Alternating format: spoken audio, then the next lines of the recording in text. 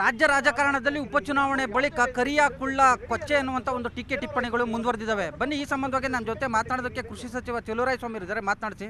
Sir, ನಿನ್ನೆ ಕುಮಾರಸ್ವಾಮಿ ಅವರು statement ಕೊಟ್ಟಿದ್ದಾರೆ ಸರ್. ಜಮೀರ್ ಅಹ್ಮದ್ ಸೇರಿದಂತೆ ಆ 4 ಜೊತೆ ಇದ್ದಂಥ ದಿನಗಳು ಕರಾಳ ದಿನಗಳು, ಕೊಚ್ಚೆ ಅಂತೇಳಿ ನಾನೇ ದೂರ ಇಟ್ಟಿದ್ದೀನಿ ಅಂತ. ಕೊಚ್ಚೆ ನಾವು ಅವರು ಅನ್ನೋದನ್ನು ಸಂದರ್ಭ ಜನ ತೀರ್ಮಾನ ಮಾಡಬೇಕು. ನಾನು ಅವ್ರನ್ನ ಕೊಚ್ಚೆ ಅಂದರೆ ಅವ್ರು ಕೊಚ್ಚೆ ಆಗಲ್ಲ, ಅವ್ರು ನನ್ನ ಕೊಚ್ಚೆ ಅಂದರೆ ನಾನು ಕೊಚ್ಚೆ ಆಗಲ್ಲ. ಜನ ತೀರ್ಮಾನ ಮಾಡಬೇಕು. ನಮ್ಮ ಹಿನ್ನೆಲೆ, ನಮ್ಮ ನಡವಳಿಕೆ, ನಮ್ಮ ಯಾವ ರೀತಿ ಬಂದು ಎಲ್ಲಿಂದ ಬಂದರು ಅಂತ.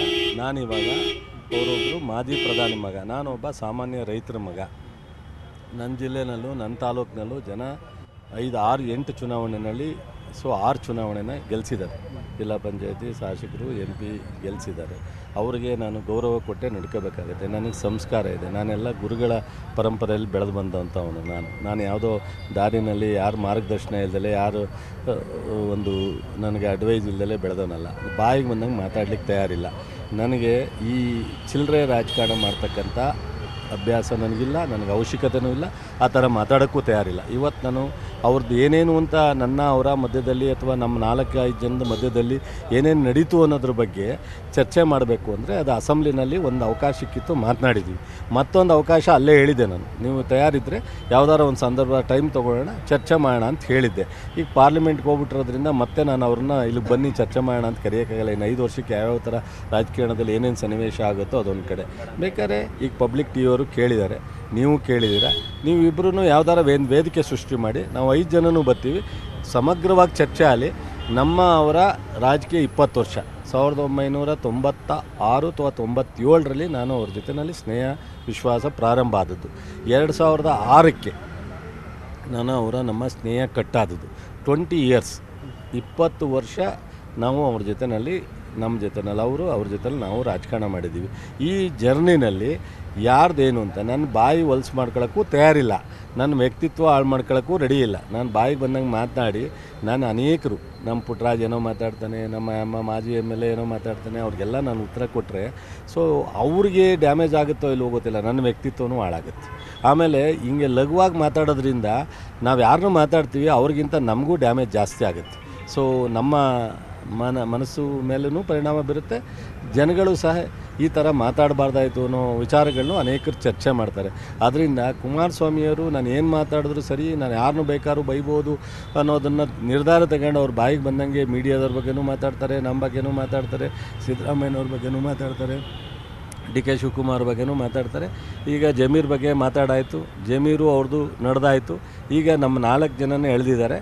ಈ ವಿಚಾರದಲ್ಲಿ ಏನಾದ್ರೂ ಅವರು ರೆಡಿ ಇದ್ದರೆ ನೀವು ಹೇಳಿದ ಜಾಗಕ್ಕೆ ನಾವು ಬರಲಿಕ್ಕೆ ತಯಾರಿದ್ದೀವಿ. ನಾನಂತೂ ಬರ್ತೀನಿ, ಬಾಲು ಬರ್ತಾರೆ, ಅಥವಾ ಜಮೀರು, ಪುಟ್ಟಣ್ಣ, ಭೀಮನಾಯಕು ಬರ್ತಾರೋ ಇಲ್ವೋ ಗೊತ್ತಿಲ್ಲ. ಪುಟ್ಟಣ್ಣನೂ ಕೇಳ್ತೀನಿ, ಜಮೀರ್ಗೂ ಸಹ ಬರಲಿಕ್ಕೆ ಪುಟ್ಟಣ್ಣ, ಬಾಲು ಅವ್ರ ಕೇಳಿ ಹೇಳ್ತೀನಿ. ಸೊ ಭೀಮನಾಯಕು ಹೇಳ್ತೀನಿ, ಕೂತ್ಕೊಳ್ಳೋಣ, ಅವರು ಒಬ್ರು ಕೂತ್ಕೊಳ್ಳಿ, ನಾವು ಎದುರುಗಡೆ ಕೂತ್ಕೊಳ್ತೀವಿ. ನೀವು ಯಾರ್ಯಾರು ಮೀಡಿಯಾದಲ್ಲಿ ಇರ್ತಾರೋ ಬನ್ನಿ, ಚರ್ಚೆ ಮಾಡಿ. ಸರ್, ಈಗ ಕರ್ನಾಟಕ ರಾಜಕಾರಣದಲ್ಲಿ ಸ್ನೇಹ ಶಾಶ್ವತವಾಗಿರ್ತೈತೆ, ರಾಜಕಾರಣ ಹೊರತುಪಡಿಸಿ ಸ್ನೇಹ ಸಂಬಂಧಗಳು ಇರ್ತವೆ.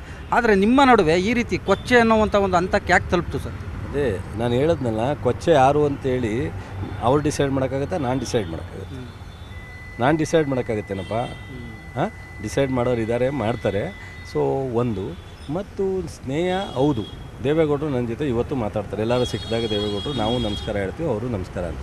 ರೇವಣ್ಣ ಸಿಕ್ಕರು ಮಾತಾಡ್ತಾರೆ, ಈಗ ಡಾಕ್ಟರ್ ಮಂಜುನಾಥ್ ಸಿಕ್ಕರು ಮಾತಾಡಿಸ್ತಾರೆ. ಅವತ್ತು ಎಲ್ಲರೂ ಮಾತಾಡ್ತಿದ್ರು. ಒಬ್ಬರು ನಾನು ಯಾವತ್ತು 2016ರಲ್ಲಿ ಪಾರ್ಟಿನ ಬಿಟ್ಟು, ಇದು 16ರಲ್ಲಿ, ಅವತ್ತಿಂದ ಇಲ್ಲಿವರೆಗೆ ಅವ್ರಿಗೆ ನಾವು ಮಾತಾಡಿಲ್ಲ, ಅವರು ನನ್ನನ್ನು ಮಾತಾಡ್ಸಿಲ್ಲ, ನಾನು ಅವ್ರನ್ನ ಮಾತಾಡಿಲ್ಲ.